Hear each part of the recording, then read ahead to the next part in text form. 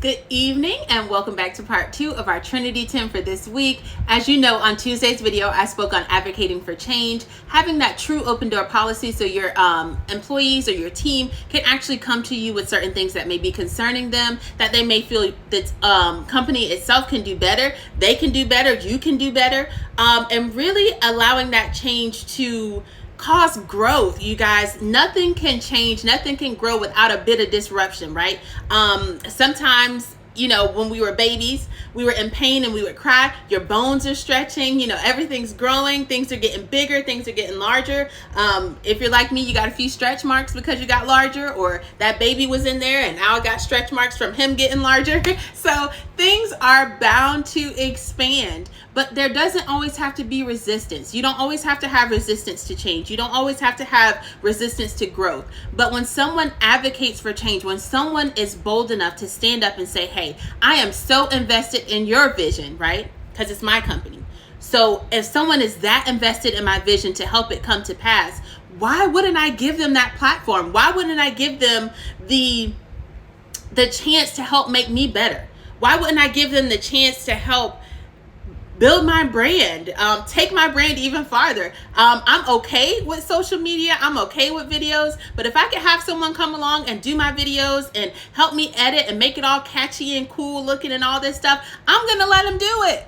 Advocate for change. If someone wants to change something and make it better for everybody in totality, this is someone you want to keep around. These are actually leadership qualities, because you as an entrepreneur, there was something that you found out you wanted to do. There was something you were passionate about that kind of broke the status quo. You no longer wanted to be an employee. You wanted to take charge and do this thing for yourself and capitalize on your ideas, capitalize on your passion, capitalize on your vision. And so if you are in a place where your company culture actually cultivates this, you fertilize these people who want to grow, you fertilize these people who want to see different, you fertilize these people who want to see more.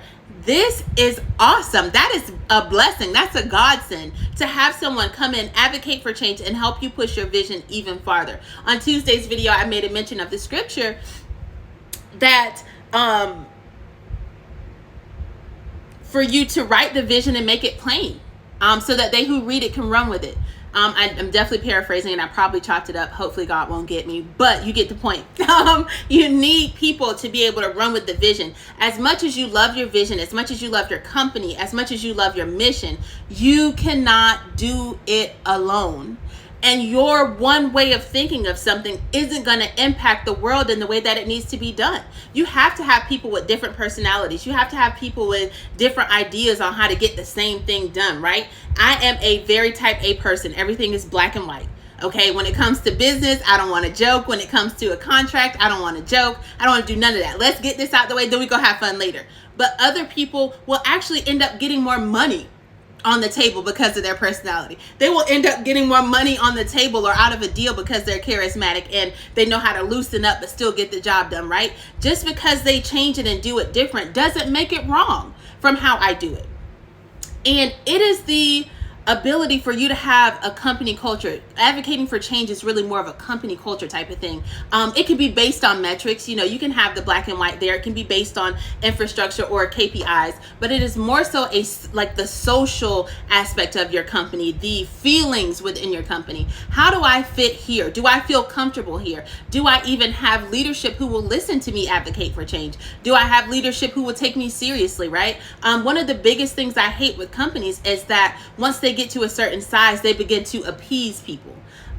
We have an open door policy. Yeah, of course, come in my office anytime, just come in and tell me it. Of course, I'm open to it. I'm open to any change. But then as soon as I offer you any change, instead of you seeing how you can tweak your initial thought on it, you want to push your thought on me and dampen my idea.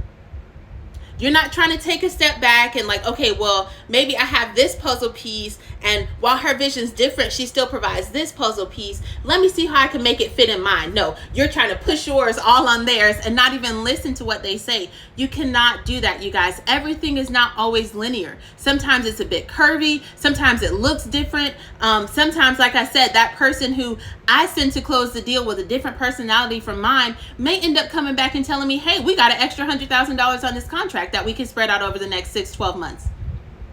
Thank you.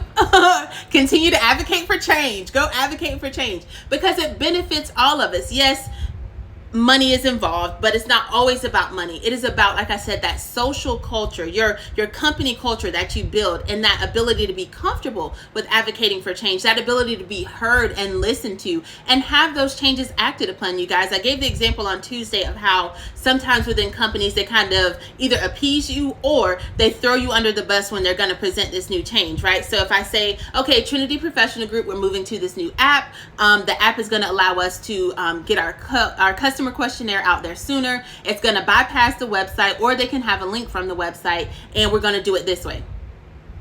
And I know that Tabitha doesn't like the internet, or I know Tabitha is a bit old school and prefers portfolios and files, but we're going to move for it this way.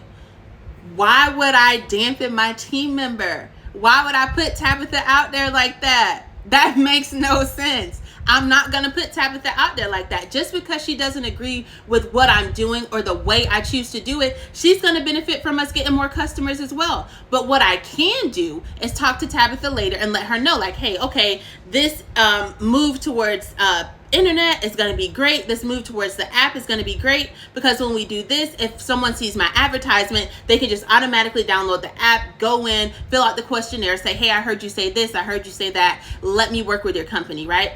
It doesn't make her way wrong because she likes to use paper. It doesn't make her way wrong because she doesn't want to download an app. I can still get customers based off of word of mouth, and they never even use the app.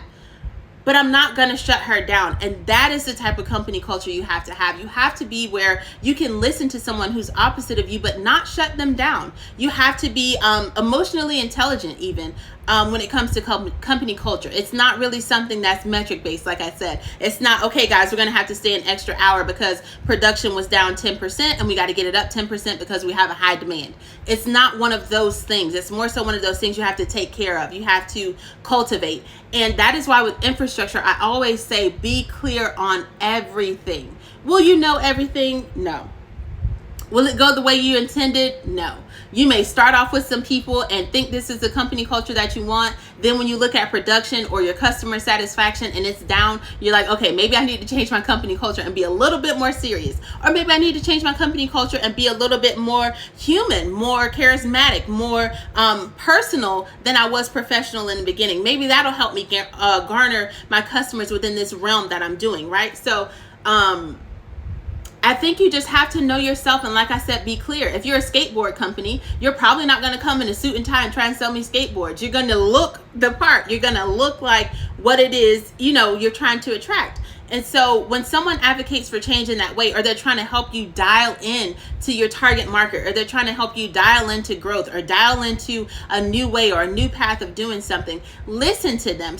Like I said, someone who's vested or invested in your vision and they want to find a way to tweak it and make it better, or tweak it and make it sustainable for everyone within the company and make it grow, that is a blessing. That is a sheer blessing. Use that, take that, listen to that, take it in. And even if someone tells you like, hey, I love the idea about such and such, but the way you delivered it made it seem like we didn't have an option, or the way you delivered it made it seem like we would lose money, or the way you delivered it made it seem like we weren't going to be compensated for this extra time, like it was just mandatory.